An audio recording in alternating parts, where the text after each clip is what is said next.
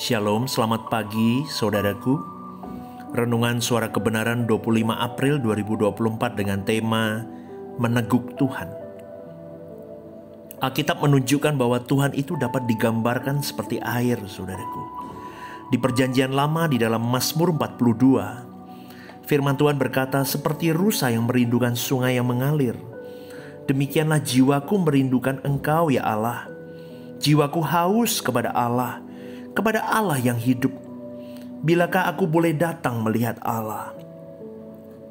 Di dalam PB, Perjanjian Baru, Tuhan Yesus mengemukakan pernyataan, akulah air kehidupan. Ini berarti harus ada realitas yang kita alami dalam hidup, di mana kita bukan saja bersentuhan dengan Allah, mengalami Allah, tetapi kita juga meneguk Allah. Sehingga kita dapat menikmati Dia, menikmati Allah di dalam realitas, saudaraku. Bukan di dalam fantasi. Air bagi rusa itu adalah suplemen, tetapi bukan suplemen, tetapi sumber kehidupan. Air bagi rusa bukanlah sesuatu yang bisa dipisahkan, tetapi itu adalah sumber kehidupan untuk rusa itu. Mekanisme ini harus kita alami, saudaraku. Bukan hanya menjadi pengetahuan di dalam pikiran kita, lalu kita berfantasi bahwa kita ini adalah seperti rusa yang merindukan sungai yang berair. Kemudian kita menyanyi, kita berfantasi dalam beragama, kita berfantasi dalam bertuhan, dan pada dasarnya orang yang berfantasi ini tidak bertuhan dengan benar. Mari kita benar-benar memperkarakan hal ini dalam hidup, saudaraku. Miliki perasaan galau, gundah gulana. Kalau engkau belum memahami atau belum mengalami kata haus yang sesungguhnya. Haus itu menunjukkan kefrustasian fisik. Kalau kita haus, maka tubuh kita akan stres, sekaligus memberikan sinyal bahwa tubuh ini bukan tubuh yang bisa jauh dari kehidupan itu. Kalau tubuh yang sehat, dia membutuhkan air yang cukup. Kalau tubuh itu tidak merasa haus atau seperti orang yang tidak lapar, maka itu orang sakit, saudaraku. Tubuh kita stres waktu kita haus. Tubuh yang haus itu tubuh yang sehat. Metabolismenya baik. Coba kita jujur lihat diri kita sendiri. Apakah aku punya kehausan akan Allah, sang air kehidupanku? Coba, jiwaku haus kepada Allah, Allah yang hidup. Benar enggak? Sungguh-sungguh cek sendiri, saudaraku. Kau jawab dalam hati nuranimu. Bukan Allah yang hanya dibicarakan di mulut, diperdebatkan, difantasikan, tapi benar-benar Allah yang dialami. Yang saya risaukan, banyak orang Kristen belum mengalami Allah. Bahkan rohaniawan pun banyak yang belum mengalami Allah. Allah hanya terkonsep di dalam akali mereka, di dalam liturgi gereja mereka.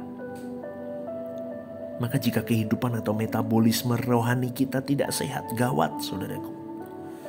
Tetapi kalau metabolisme kehidupan rohani kita sehat, akan ada sinyal dalam diri kita untuk menemukan air yang dapat memuaskan dahaga jiwa kita.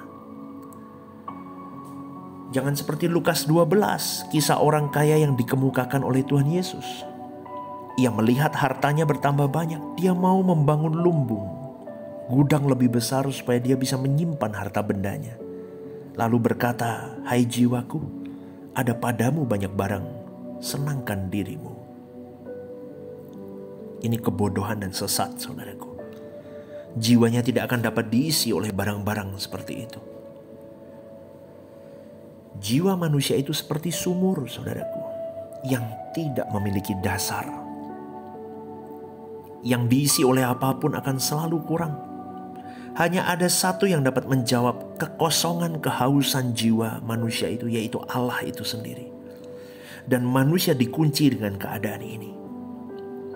Ibarat seorang pencipta mobil yang mendesain mesin mobil, itu harus diisi bensin, tidak bisa diisi dengan air atau yang lain. Kalau diisi air rusak, tidak bisa jalan. Jiwa kita juga sama, dikunci oleh sang pemilik hidup kita, harus diisi hanya oleh Dia saja. Kalau kau isi dengan yang lain, pasti metabolismenya tidak benar. Jadi banyak jiwa yang sudah sesat, yang ditandai dengan kehausan terhadap sesuatu yang kelihatan, yang dapat disediakan oleh dunia ini. Dan kuasa kegelapan pasti berusaha menyesatkannya, menunjukkan keindahan dunia sebagai solusi untuk menjawab kebutuhan kehausan jiwa manusia itu. Dunia pandai, dia membawa engkau dan saya terjerat dengan nikmatnya dunia. Seperti Tuhan Yesus dalam Lukas 4 dibawa ke atas tempat tinggi, ditunjukkan kepadanya kemuliaan dan keindahan dunia. Tapi tentu Tuhan Yesus tidak mau mengingini dunia. Mengingini dunia sama dengan menyembah iblis. Kita ini memiliki jiwa yang sudah terlanjur rusak, saudaraku. Tetapi kalau kita mendengar firman kebenaran ini dan dengan rendah hati kita menyambutnya dan mulai membenahi diri, maka Roh Kudus akan bekerja menolong kita untuk kesembuhan jiwa kita. Dia akan terus bekerja sampai jiwa kita dipenuhi oleh Tuhan itu sendiri. Maka metabolisme kerohanian kita akan baik. Gundahlah, gusarlah kalau belum sampai engkau dipuaskan oleh Tuhan itu sendiri. Gundah gulanalah kalau hari ini engkau belum meneguk Tuhan sebagai air kehidupan. Gusarlah kalau selama ini kau disesatkan di dalam agamawimu. Jadi seperti orang kaya di Lukas 12 yang sesat pikirannya. Dia pikir jiwanya bisa dipuaskan dengan harta benda kekayaannya. Lalu di dalam firman Tuhan dikatakan ia mati dalam kemiskinan. Demikianlah jadinya orang yang mengumpulkan harta bagi dirinya sendiri, jikalau ia tidak kaya di hadapan Allah. Saudaraku, kehausan yang benar, kehausan yang kudus, yang seharusnya dia miliki, tidak dia rasakan. Ia hanyut, ia tenggelam dalam kehausan yang salah. Maka matilah orang kaya itu. Baiklah kita meneguk Tuhan dan menikmati Tuhan. Kita teguk spiritnya, kita teguk gairahnya. Itu yang menjadi kebutuhan kita. Kita meneguk Tuhan, artinya kita mendapatkan masukan dari Tuhan, gairah Tuhan, pikiran Tuhan, perasaan Tuhan yang membuat karakter kita sekarakter dengan Allah. Inilah maksud Allah menciptakan manusia, supaya kita segambar dan serupa dengan Allah. Saudaraku, betapa bahagianya hati Bapa kalau dia memiliki anak-anak yang serupa dengan dirinya. Bukan hanya segambar, memiliki pikiran dan perasaan seperti yang dimiliki Allah.